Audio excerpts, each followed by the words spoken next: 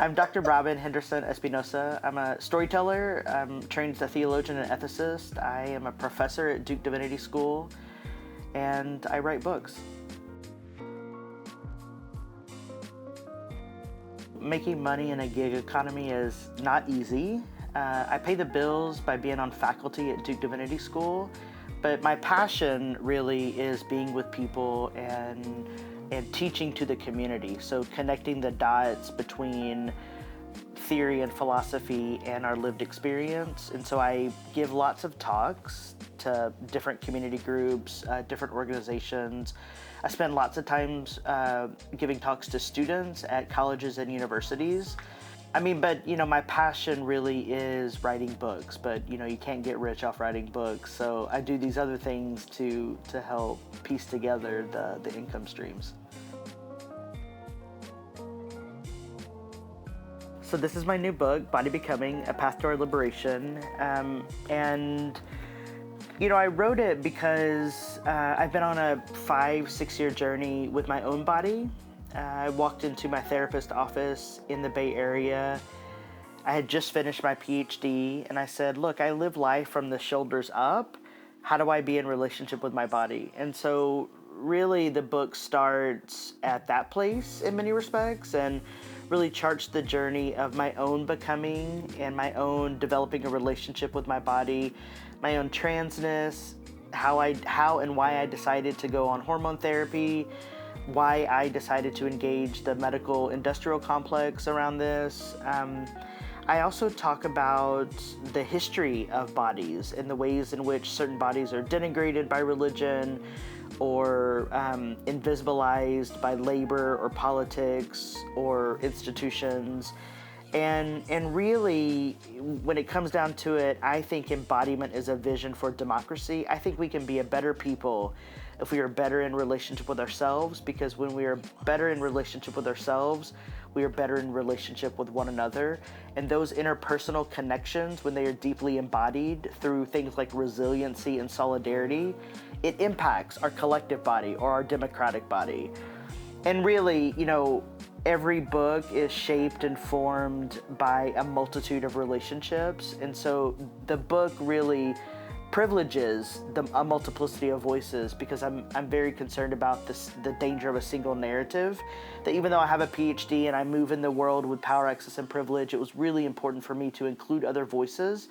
So the book has 10 vignettes or so of other people talking about embodiment and their own sort of history with their own bodies, because we all have a history with our bodies, and a lot of us don't know how to talk about it, or if we do, we are critical of our bodies. We succumb to beauty standards or what have you. And I really wanted to have a really honest conversation about bodies and how embodiment could shape our democracy. I really write for the curious thinker, like the person who, and even my publisher was asking me, who's the audience? And it's really people who remain curious. I think curiosity can take us to new levels of engagement and new relationships. And that's who I hope picks up this book. If you're curious, if you're on a journey of asking questions, then I think you'll find this book not only helpful, but insightful. I was on faculty in Berkeley, California, and then the 2016 election happened, which really catapulted all of us into activism in many respects. And for me, I went to school, earned a PhD to be a professor. That's what I wanted to do. But when I saw the results of the 2016 election, I decided to move home to the South. And I chose the regressive politics of Tennessee over the regressive politics of Texas. I'm not sure how I feel about that right now, but what I ended up doing is launching my academic scholarship as a collaborative project, and I call that the Activist Theology Project. I was already writing a book called Activist Theology, and the people around me said, just use the same terms and put project by it. And And the meaning really there is that all theology is ethics. We think about theology as being this dogma or doctrinal belief, but really it's how we live our life. And so what we try to do is connect the dots for people, try to encourage the living out of our ethics, our daily practices. And so we focus on the everyday of things like relationships and like eating together, which I like to do a lot with folks.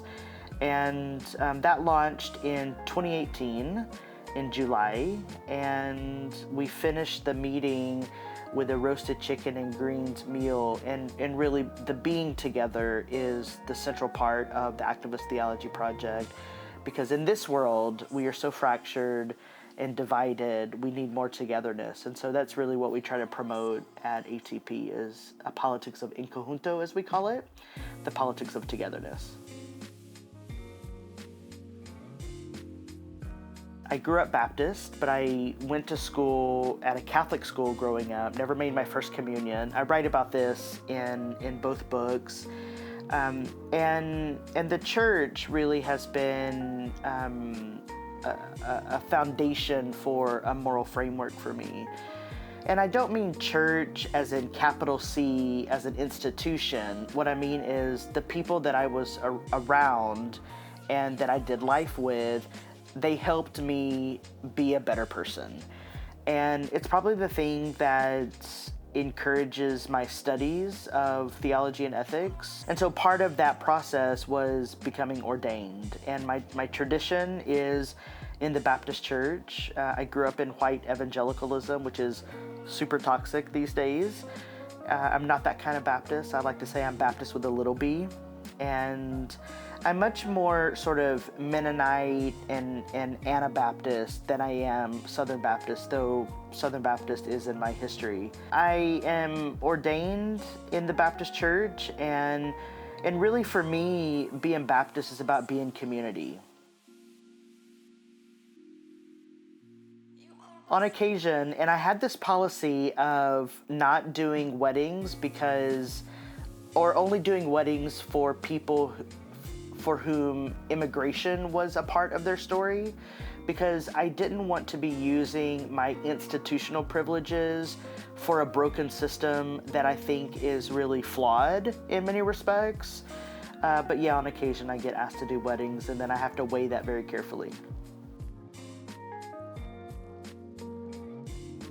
She, for me, has become a refuge and like a hiding place.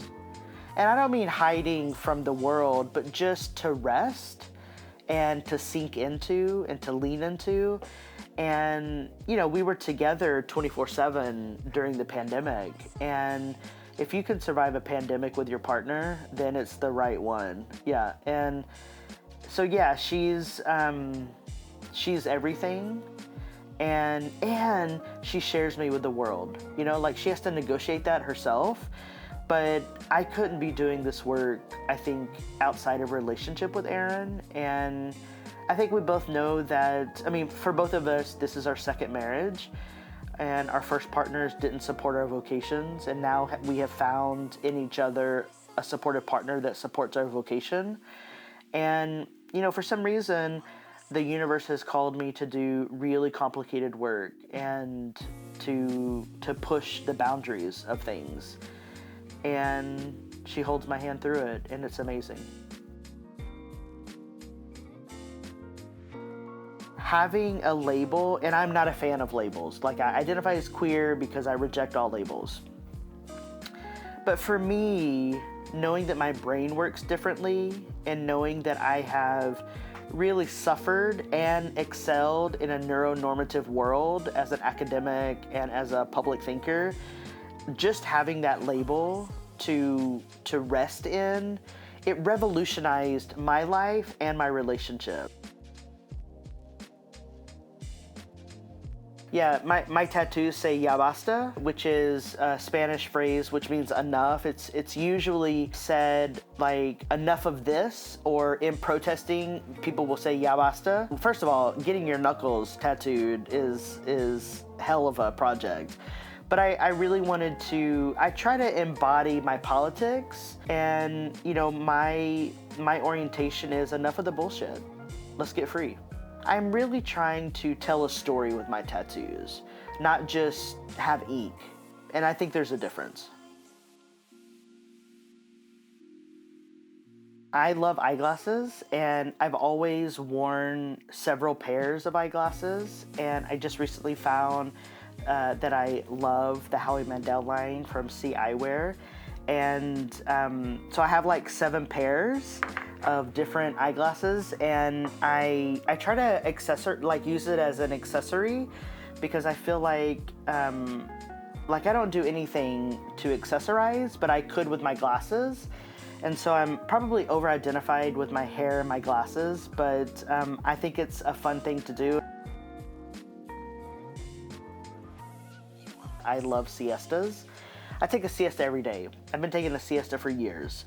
And, you know, my colleagues, when I was doing a PhD, they were like, how are you napping every day and getting so much done? Like, how do you read everything? And the reality is that resting my mind and my body and my psyche, it helps me do the work that I'm called to do. I think we need more rest in the world. If the pandemic taught us anything, what we thought was normal was toxic. And what we need now is more connection time, but also the power of rest. So, secret of mine is I randomly FaceTime people. And I'm really good on text and email. And in fact, I would prefer texting with people than being in person. But there's something about, I get so excited to see somebody that I just randomly FaceTime them. And it's because I believe that being together with someone will help us be better people. So then I just randomly FaceTime people. And I will sit on the couch and I will just, for an hour, randomly FaceTime people until someone picks up.